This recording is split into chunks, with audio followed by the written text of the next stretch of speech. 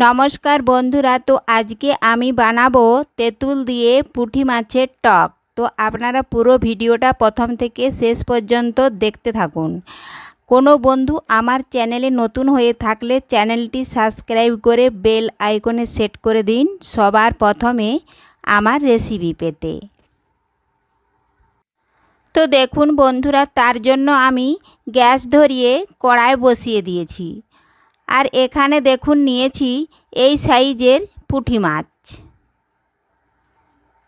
দেখুন এইভাবে বড় বড় পুঁটি মাছ নিয়েছি। তো কড়াই গরম হয়ে গেছে, দিলাম সাদা তেল।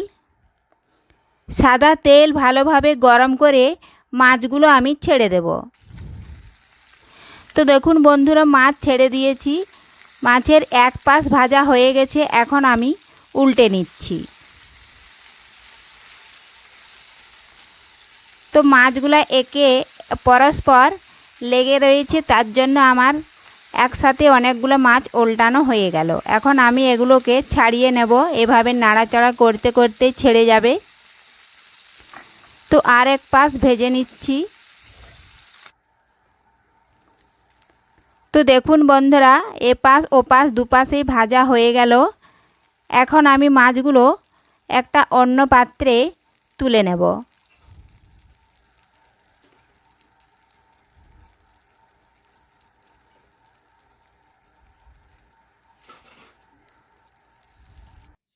মাছগুলো তুলে নিয়েছি।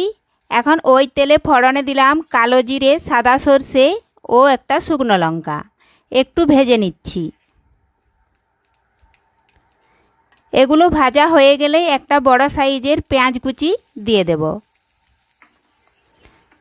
তো পেঁয়াজও একটু ভেজে নেব।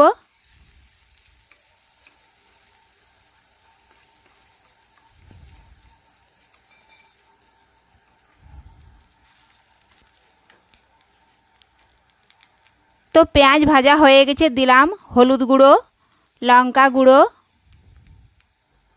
সাদা সর্ষে বাটা। এখন ভালোভাবে একটু নাড়াচাড়া করে হলুদ ও লঙ্কা গুঁড়ো মিশিয়ে নেব।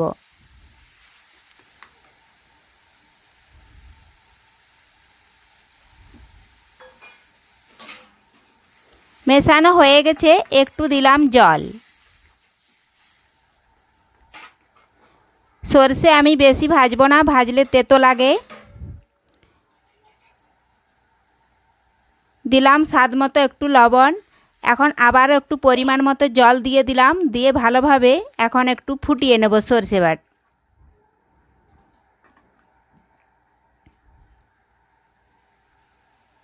তো দেখুন বন্ধুরা ভালোভাবে ফুটে উঠেছে।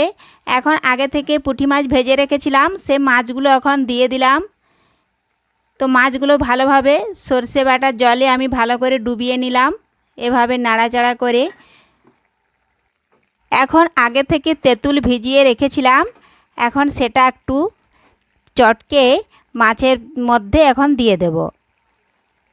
তো এভাবে আপনারাও বাড়িতে খুব সহজেই এই তীব্র গরমে তেঁতুল দিয়ে পুঁটি মাছের টক বানিয়ে নিতে পারবেন খুব সহজেই।